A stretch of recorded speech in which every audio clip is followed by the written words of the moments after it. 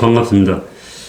이런 자리를 마련해 주신 미디어팬과 우리 현 관장님인지 원장님인지 헷갈리는데 우선 감사를 드립니다. 밀턴 프리드만 탄생 110주년이 되는 해고 1912년이면 김일성이 태어난 해입니다. 그래서 전혀 다른 두 사람이 같은 해에 태어났다는 것도 상당히 인상적입니다. 그리고 내년은 아담 스미스가 탄생하고 300주년이 되는 해입니다. 그래서 이래저래 상당히 의미 있는 해라고 볼 수가 있고, 특히 이제 밀턴 프리드만이 새롭게 관심을 받은 이유는 조금 전에 사회자께서 말씀을 하셨습니다마는 현 대통령이 된 윤석열 대통령의 인생의 책이라고 하는 소개를 할 때에 밀턴 프리드만의 선택할 자유를 얘기를 했습니다. 그래서 그 당시엔 후보도 되기 전에 이 얘기인 것 같아요. 그래서 대통령 인생의 책으로 삼았다고 그래서 밀턴 프리드만이 누군가에 대한 관심이 조금 늘어났던 적이 있습니다. 아무래도 아버지 경제학자의 영향이겠죠. 밀턴 프리드만의 영향을 받았다고 하는 얘기는. 그리고 이제 최근에 나온 책 중에 니콜러스 옵숏이 쓴 사무엘슨과 프리드만이라고 하는 책이 발간이 됐어요. 근데 이 책 상당히 재미있습니다. 사무엘슨은 어떻게 보면 프리드만하고 상당히 대척적인 입장에 있던 경제학자인데, 그 뉴스위크지가 두 사람을 자기 잡지에다가 공동 집필하게 이렇게 번갈아 가면서 해서 18년 동안 1966년부터 18년 동안 유명한 이제 그 지면에서 논쟁을 벌이는 그것을 이제 상당히 재미있게 쓴 책입니다. 그래서 프리드만은 뭐 통화주의자라고 해서 경제학적으로 상당한 정도의 업적을 쌓았고 1976년에 노벨 경제학상을 받게 되죠. 그런데 집안은 대단히 어려웠다고 그럽니다. 동구 쪽에서 이민 온 아버지가 자파상을 하다가 프리드만이 고등학교 졸업하기 직전에 돌아가시게 돼서 프리드만은 그야말로 고학으로 대학을 다녔다고 그럽니다. 그리고 대단히 어떻게 보면 성공한 경제자고 뭐 백만장자가 될 정도로 돈도 많이 벌었는데 그 가난했던 시절의 습관을 못 버려가지고 기자들한테 전화를 하면 꼭 콜렉터 콜로 전화를 했다고 합니다. 전화를 했길래요. 그래서 그 정도로 몸에 가난이 배어 있다. 그리고 어떤 의미에서는 아메리칸 드림을 이룩한 경제학자다. 그래서 미국에 대한 자부심이 대단합니다. 책을 보게 되면은 미국은 자기 꿈을 실현할 수 있는 나라다. 그래서 이런 나라를 계속 유지해야 되려고 하면은 자유 경제학에 입각해서 정책을 시행하고 사람들이 자기 책임의 원칙에서 살아야 된다. 뭐 그런 얘기를 끊임없이 반복적으로 하고 있습니다. 그래서 오늘 이제 이 얘기를 하려고 하는 그 책도 1962년에 발간된 자본주의와 자유. 이것이 이제 어떻게 보면은 어느 대학에서 한 강연인데 대중을 상대로 해서 낸 첫 책입니다. 62년도에. 그리고 61년도는 존 F 케네디가 대통령이 되던 해예요. 그래서 이 책을 딱 열어보면은 그야말로 많은 사람들이 절대적 진리라고 생각했던 국가가 여러분을 위해서 무엇을 해주기를 기대하지 말고 여러분이 국가를 위해서 무엇을 할 것인가를 생각하라. 존 F 케네디가 61년도에 취임사 때 그 말을 했는데 이 말이 아주 전적으로 틀렸다는 거예요. 그리고 그 말부터 비판하고 나가는 게 이 자본주의와 자유의 첫 장입니다. 서문에서 한번 그 얘기를 하죠. 그리고 이 책은 베스트셀러가 돼가지고 그 돈으로 버몬트에다가 별장을 마련했다고 그럽니다. 여름 별장을. 책 한 권 잘 쓰면 이 정도가 된다고 그러는데. 그리고 1980년도에 나온 이 선택할 자유도 대단히 유명한 책입니다. 그리고 1980년도에는 자유주의 역사의 획기적인 해가 되는 거예요. 1979년도에 마가렛 대처가 집권을 하게 되죠. 80년대에는 레이건이 집권을 하니까 소위 말하면은 신자유주의 시대가 도래하는 기점이기도 합니다. 그래서 이 책도 상당히 많이 팔렸다고 얘기를 합니다. 그리고 텔레비전을 또 상대로 해가지고 이 비디오 테이프를 만들어서 유명해지고 해서 우리나라에도 두 책이 다 번역이 되어 있고, 또 재밌는 거는 자본주의와 자유는 법률가들이 번역을 했어요. 지금 한 분은 뭐 지금 고등법원에 판사로 계시고 다른 한 분은 유명한 로펌에 계시는데 그것도 재밌는 거예요. 법률가들이 번역을 했습니다. 그래서 오늘은 뭐 여기에 나오는 내용들을 좀 간단하게 소개를 하고, 참 이게 힘든 거죠. 비판을 하고 이런 사람들은 많은데 실제로 그것을 실행하는 사람은 극히 드뭅니다. 그래서 어떻게 하면은 자유주의 사상이 확산돼서 사람들이 머릿속으로 들어가고 또 그것이 정책에 반영될 수 있겠는가라고 하는 그런 고민을 늘 하게 됩니다. 이게 우리끼리 읽고 이렇게 해봐야 이게 무슨 도움이 되겠나라고 하는 생각이 들기도 하고 이게 자유주의자들의 고민이죠. 그래서 며칠 전에 우리 부산에서 그때 모임이 있었죠. 그때 제가 아내하고 같이 갔어요. 그랬더니 아내가 하는 말이 이게 가만히 보니까 그날 사람이 꽤 많이 모였잖아요. 모였음에도 불구하고 그냥 뭐 다 믿는 사람들끼리 저렇게 모여서 이 얘기 해봐야 무슨 소용이 있냐. 이게 이 얘기가 확산돼 퍼져나가야 되지 않냐. 그런 얘기를 하더라고. 그래서 무슨 소리 하는 거야. 이게 단합돼야 하는 거다. 그런 얘기를 했어요. 예수교 신자나 불교 신도들이 매일 성당이나 절에서 교회에서 모여가지고 일주일에 한 번씩 예배 보고 그러는 게 단합대회다. 근데 그런 의미가 있는 거예요. 그런 얘기를 했는데 어떻게 보면 또 전곡을 찌른 거죠. 뭐 맨날 믿는 사람들이 이렇게 앉아가지고 너끼리 그렇게 좋다고 얘기를 해봐. 여기에 세상에 미치는 여파가 없지 않느냐 이런 얘기예요. 그래서 참 그것도 어떻게 보면 맞는 얘기예요. 전도를 해야 하잖아요. 전도를. 근데 우리 뭐 전도에 몇 가지 있는 것도 아니고. 이 도가 퍼져나가야지 도가 되는데 도를 아십니까? 그런 분들처럼. 우리가 그러고 나갈 수는 없더라 길거리에. 요즘은 뭐 토마토를 아십니까? 이런 분들이 또 있더라고요. 그래서 이게 진짜로 종교처럼 퍼져나가야 되는 것 같아요. 자유주의라는 게. 근데 그건 참 힘들다. 또 자유주의들의 기본적인 속성은 뭐예요? 다 개인주의적이에요. 이 자유주의자들끼리 연대감을 가지고 그것을 퍼뜨리는 데도 참 노력을 해야 되는데 이게 쉽지가 않다는 겁니다. 학자들이 해봐야 어느 누구도 귀를 안 기울이잖아요. 그래서 대중에게 영향력이 있는 사람들이 이런 얘기를 해야 되는데 그 좀 쉽지가 않다. 그런 생각이 듭니다. 그래서 밀턴 프리드만이 비디오 만들 때 그 앞에 나온 중에 가장 인상적이었던 사람이 아놀드 슈바이처네거가 나와요. 거기에 나와서 선전해. 이게 나를 바꿨다는 겁니다. 이런 사상이. 근데 요즘 아놀드 슈바이처네거 젊은 사람들은 모르잖아요. 그래도 BTS가 이런 말을 해야 되나 하는 그런 생각이 들기도 하는데. 여하튼 자유주의 혜택을 보는 사람들은 자유주의에 관심이 없고 자기가 왜 혜택을 보는지도 몰라요. 그게 이제 상당히 어려운 점이라고도 볼 수가 있습니다. 이게 뭐 어떻게 보면 사회적으로 공공재라서 그런 거죠. 그래서 또 요즘 우리 사회에서는 이념을 부정적으로 하는 얘기가 너무 많습니다. 이제 이념을 버리고 실용으로 나가야 된다. 뭐 그 맥락도 이해할 수가 있어요. 그럼에도 불구하고 아이디어라는 이데올로기는 여전히 중요한 겁니다. 그래서 우리가 이념이라고 하는 말은 국가 정책에 영향을 미치는 사상, 뭐 그 정도로 이해를 하면 될 것 같아요. 또 국가의 정책이 개인의 삶에 영향을 미치죠. 그래서 국가의 인생관이다. 뭐 그런 의미로 이념을 이해하시면 가장 정확할 것 같습니다. 우리 인생관이나 가치관이 개인의 삶에 영향을 미치잖아요. 자기가 자각을 하든 못하든. 그래서 이념은 시대에 따라 변하는 것이고 또 한 시대를 풍미했던 이념이 또 어떤 시대가 되면은 사라지기도 하고 우리 그걸 뭐라고 그러나 시대하고 이 연띠가 맞아야 되는 거예요. 그래서 자유주의 이념이라고 하는 것도 19세기, 20세기 초반까지 상당히 영향력이 있었다가 그 자유주의 시대라고 그러잖아요.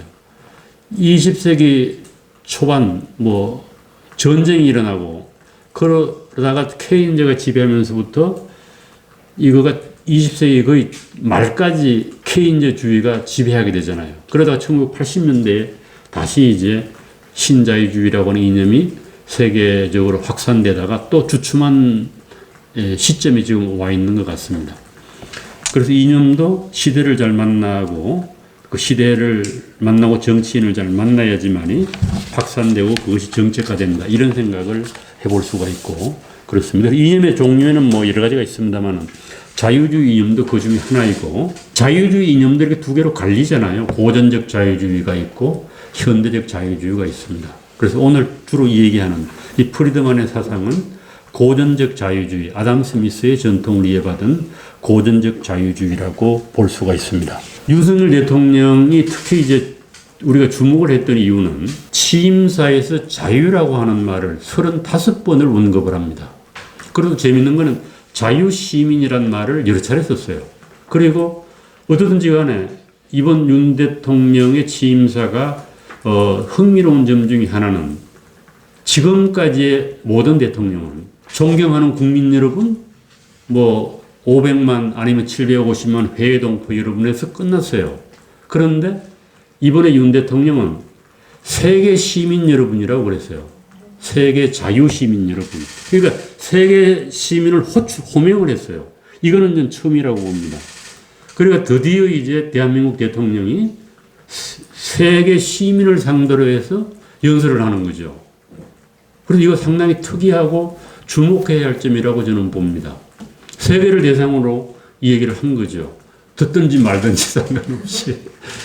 세계 시민 여러분, 세계 시민을 호명을 했어요. 그리고 또 특별한 거는 우리가 시민이라고 그러면 앞에 계속 붙었던 우리 사회에서 민주시민이에요. 그래서 교육도 뭐예요?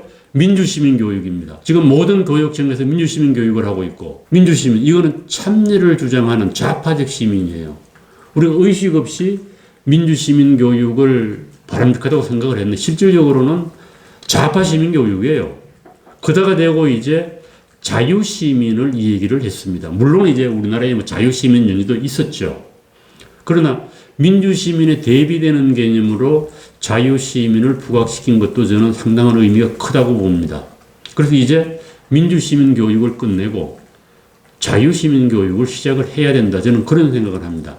지금까지는 그 시민 교육에서 대립 구도가 자유시민과 민주시민이 아니라 인성교육과 민주시민이었어요. 그래서 이 구도를 바꿔야 된다는 겁니다. 그래서 민주시민 교육이 좌파가 주도하는 시민 교육이라고 하면은 이제부터는 자유시민 교육을 시켜야 되겠다. 자유주의에 입각한 시민 교육이 자유시민 교육이다. 그래서 이것을 상당한 정도의 좀 부각시킬 필요가 있다고 봅니다. 그런 점에서 윤 대통령의 취임사가 상당히 의미가 있다. 그리고 그 전에 대통령 취임사들을 보게 되면은 재미있게도 노무현 문재인 대통령은 취임사에서 자유를 한마디도 언급하지 않았습니다. 그리고 우리가 보수 대통령이라고 치는 이명박 대통령은 자유무역에서 자유를 한 번 언급했어요. 그리고 박근혜 대통령은 자유로운 사회에서 자유를 한 번 언급했어요. 그런데 윤 대통령은 무려 자유를 35번이나 언급했다는 겁니다. 그리고 상당히 자유주의의 역사에서, 한국의 자유주의 역사에서 우리가 주목을 해야 한다. 저는 그렇게 의미를 부여하고 있고, 윤 대통령이 잘하든 못하든지 간에 취임사 하나는 상당한 정도의 역사적으로 의미가 있다. 저는 그렇게 생각을 하고, 취임사에서 보면 윤 대통령이 무슨 생각으로 자유를 얘기했는지는 상당히 불명확합니다, 사실은. 그럼에도 불구하고 자유로 모든 문제를 다 해결할 수 있다고 그래요. 자유 만능주의 비슷하죠. 초저성장이라든지 대규모 실업이라든지 양극화 심화, 이런 다양한 사회적 갈등, 이런 것을 자유를 통해서 해결할 수가 있다. 이런 얘기를 했습니다. 그리고 자유가 경제 발전의 원동력이고 과학을 발전시키는 것도 자유다. 그런데 기본적으로는 그런 것 같아요.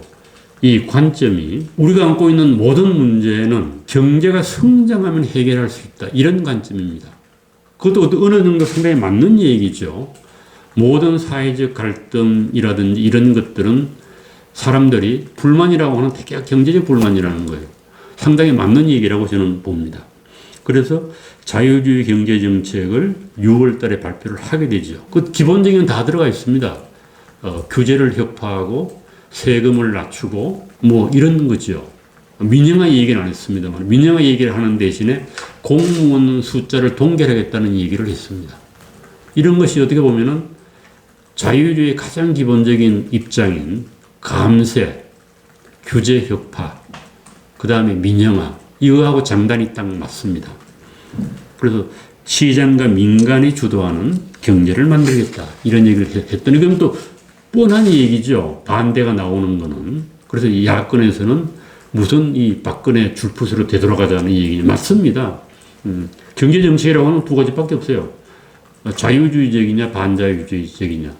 그러니까 당연히 자유주의 경제정책을 얘기하게 되면은 규제 혁파, 민영화, 감소로 되돌아갈 수밖에 없죠. 그래서 이명박 시대를 반복하자는 거냐? 맞는 얘기입니다. 반복하자는 거예요. 그러면서 이제 야당이 또 이 국회에서 상당히 많은 의석을 차지하고 있어서 윤 대통령이 얘기한 그런 것들이 입법을 통해서 실행될 것이라고 기대하기는 상당히 어렵습니다.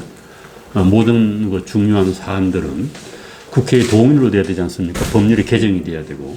그래서 어려움이 있습니다. 그래서 자유주의는 뭐 여러 가지 할 것도 없이 제가 이거 인터넷에서 가져온 건데 개인의 자유하고 국가의 권력이 이 대척점에 있는 거예요. 그래서 하나가 커지면 하나가 줄 수밖에 없습니다. 그래서 국가의 권력을 줄여야지 개인의 권력이 확장되는 것이고 그림 하나 나와 있죠. 이것도 뭐 상당히 인터넷에는 늘 유포되어 있는 그림입니다. 개인과 국가라고 그래서 열심히 개인이 낚시를 해서 고기를 모으면은 개인이 모은 그 고기 통해서 국가가 다 낚아채가는 거예요. 이것도 참 재밌는 얘기죠. 그렇잖아요? 막대한 세금을 국가가 거두가는 거죠. 그래서 결국은 개인이 써야 할 돈을 국가가 가져가서 쓴다. 이것이 소위 말하면 복지국가의 현상이기도 하고 반자유국가의 현상이기도 합니다. 국가와 개인은 그 이익이 서로 상호 맞서 있다. 이런 것을 그림으로 보여주는 것입니다. 그리고 밀턴 프리드만하고 이제 뭐 관련된 제가 그림을 인터넷에 몇 개 가져왔는데 1971년 리처드 닉슨 시대에는 조지 슐저와 함께 백악관을 방문해 사진 찍은 게 있죠. 이거 뭐 실질적으로 뭐 프리드만은 자기가 무슨 뭐 닉슨에게 뭐 조언을 했다 하지도 않았다 뭐 그런 얘기를 했습니다만은 그리고 1976년에 노벨상을 받게 됩니다. 그리고 78년에 맨폴 소사이티에서 하이에크하고 같이 찍은 사진입니다. 홍콩에서 찍은 것 같네요. 하이에크는 키가 크고 밀턴 프리드만은 조그맣죠. 키가 155 정도라고 그래요. 대단히 작습니다. 그리고 1988년에 레이건 대통령으로부터 자유의 메달을 받게 됩니다. 그래서 그 자유의 메달에 쓰여져 있는 그 영어로 된 씁니다만 그걸 갖다가 제가 옆에다가 적어놨습니다. 그리고 또 재미있는 거는 이 밀턴 프리드만이 나는 리버테리언이면서 동시에 공화당원이라고 얘기를 해요. 이제 이 점이 우리가 흔히 말하는 오스트리아 학파하고 좀 다른 점이라고 봅니다. 실제로 리버테리언 정당 미국에 있는데 영향력은 거의 없어요. 1970년대인가요? 그 유명한 철학자인 그 철학자 이름이 갑자기 생각이 안 나네. 철학자인 호스포스가 대통령에 출마를 했어요. 리버테리언 정당으로 나왔는데 거의 표를 못 얻었습니다. 유명한 철학자인데. 그래서 현실적으로 미국에서 보게 되면 공화당하고 민주당 양당이 있고 리버테리언은 개인적 자유하고 경제적 자유에서 공화당은 경제적 자유만 취하고 개인적 자유는 취하지 않습니다. 그러니까 보수적이죠. 그래서 현실 정치에서는 입지가 거의 없어요. 리버테리언이. 그래서 불가피하게 이제 자기는 리퍼블리칸이다 이렇게 얘기를 하는 겁니다. 그래서 경제정책이라도 그걸 할 수밖에 없다는 얘기죠. 그래서 이게 어떻게 보면 현실적인 유연성을 보여주는 것이라고 저는 믿습니다. 프리드만이. 그래서 프리드만의 어떻게 그 입장을 보게 되면은 오스트리아하고 상당히 입장이 다릅니다. 너무 도그마틱하다는 거예요, 오스트리아는. 현실적으로 유연성이 없다. 그러니까 정치에 반영되기 어렵지 않은가. 뭐 그런 생각을 해볼 수도 있습니다. 그래서 이 도그마가 되면 안 되는데 자유주의를 끝까지 주장하다 보면 도그마가 될 수밖에 없어요. 이 어려운 점인 것 같기도 합니다. 그러다 보면 유연성을 잃어버리게 되고. 그래서 프리드만은 그 점에서 높이 평가할 만합니다. 우리가 뭐 순도 높은 자유주의자가 되면 가장 좋지만 현실적으로는 그렇지 못한 거죠. 그래서 현실적으로는 자유주의라고 하는 이상을 실현하지 못한다고 하더라도 조금이라도 자유주의 쪽으로 다가가는 게 중요한 것 같아요. 현상 유지라도 해야 된다는 겁니다. 하다못해 0.1%나 아니면 1%라도 이쪽을 오른쪽으로 옮겨가는 거가 중요하지 100% 아니면 안 된다. 이거는 곤란하다는 거죠. 그런 점에서는 이 현실을 중시하고 현실에 대해서 대안적인 정책을 내고 이런 것은 프리드만이 상당히 탁월하다고 저는 봅니다. 그래서 오로와 낫성이 아니고 조금이라도 현실을 자유주의로 바꾸는데 기여를 해야 된다. 이제 이런 생각을 할 수가 있습니다. 이 프리드만 한 얘기들 제가 따온 겁니다. 이건 개인의 자유와 경제적 자유가 미국을 위대하게 만들었다. 개인의 자유에 대한 가장 큰 위협은 권력의 집중이다. 다행히도 우리 정부의 과도한 지배가 초래할 수 있는 위험성, 좋은 목적도 나쁜 수단에 의해 왜곡될 수 있다는 것, 개인 자신의 가치관에 입각해서 자신의 인생을 결정할 수 있는 자유에 의존하는 것이 사회의 잠재력을 충분히 발휘할 수 있는 가장 확실한 방법이라는 것을 깨닫기 시작했다. 이 사람들이 알아야 된다는 거예요. 일반 시민들이 이렇게 믿어야지 넓은 의미로 정책이 바뀌는 거겠죠. 그래서 경제적 자유에 대한 정의도 명쾌합니다. 이건 뒷분들이 인용을 해서 저는 그냥 지나가겠습니다. 그래서 정부가 해야 할 일이 뭐냐에 대한 그 명확한 기준을 제시했습니다. 그럼 아담 스미스 이래로 크게 변한 건 없어요. 다만 이제 아담 스미스가 이 얘기하는 것 중에 상당 부분을 민영화할 수 있다라고 하는 것이 또 그 밀턴 프리드만의 신념이기도 합니다. 이 국가에 대한 생각을 바꿔야 되는데 이게 참 바꾸기 힘들어요. 우리나라의 의식이 꽉 박혀 있거든요. 동양적인 전통이기도 하고 근대가 되면 이제 서양에서 그 의식이 바뀌는 겁니다. 우리 뭐 다 안 되면 국가가 뭐 하고 있냐라고 그러잖아요. 국가가 나서야 해결이 된다고.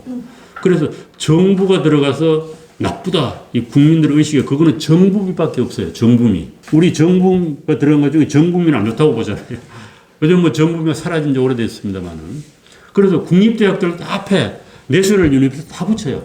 국립강원대학교, 국립서울대학교, 국립경상대학교, 국립을 다 붙여요. 그리고 아파트도 옛날에 그랬잖아요. 주공 아파트가 제일 좋은 아파트 중에 하나였어요. 요즘은 좀 바뀌었습니다만 민영 아파트가. 그래서 정부가 들어가면 사람들이 신뢰한다고 하는 이 마음의 습관, 이거를 버려야 돼요. 정부미처럼 정부가 들어가면 품질이 떨어진다. 이렇게 생각을 해야 되는 건데, 우리는 아직까지도 정부에 대한 신뢰가 너무 강하다. 맹목적으로 정부를 신뢰하고, 뭐가 잘 안 되면은 정부 뭐 하고 있냐 이러잖아요. 정부가 뭐 하고 이렇게 뒷짐을 지고 있냐. 그래서 국민의 의식이 바뀌는 게 참 힘들겠다. 뭐든지 정부가 나서야 한다. 그래서 정부는 때가 되면 기다리다가 탁 나서가지고 문제를 해결하겠다고 나섭니다. 어렵죠. 그래서 프리드만을 지지하는 정책 중에 대중적이 보기엔 상당히 문제가 많은 그런 정책도 있습니다만 이게 이제 개인적 자유하고 관련된 거죠. 그래서 윤석열 대통령이 후보였을 때 이 프리드만을 자꾸 언급하면 안 된다. 이렇게 주장한 언론도 있었습니다. 마약과 매춘을 합법화해야 한다. 개인의 권리를 허용해야 한다. 불법 이민까지도 허용해야 한다. 스쿨 바우처 모병제 음해소. 이거는 일부 이제 미국에서 시행이 된 적도 있고, 우리나라도 이거 바우처가 지금 많이 남아있더라고요. 교육 바우처. 그 프리드만하고는 완전히 상관도 없는 거예요. 정부에서 돈을 직접 못 주니까 바우처를 주는 겁니다. 해서 이 바우처가 자유주의적인 아닌 것 같습니다만은. 하여튼 스쿨 바우처. 미국에서는 상당히 이 학교의 경쟁을 시키기 위해서 만든 제도예요. 스쿨 바우처라는 게. 그리고 우리는 이거를 개인에게 안 주고 학교에 주잖아요. 학교와 유치원도 그러고. 그래서 상당히 그 취지하고는 다르다. 그리고 모병제도 주장하고, 네거티브 인컴 텍스. 이거는 이제 상당히 우리 사회에 알려져 있는 겁니다.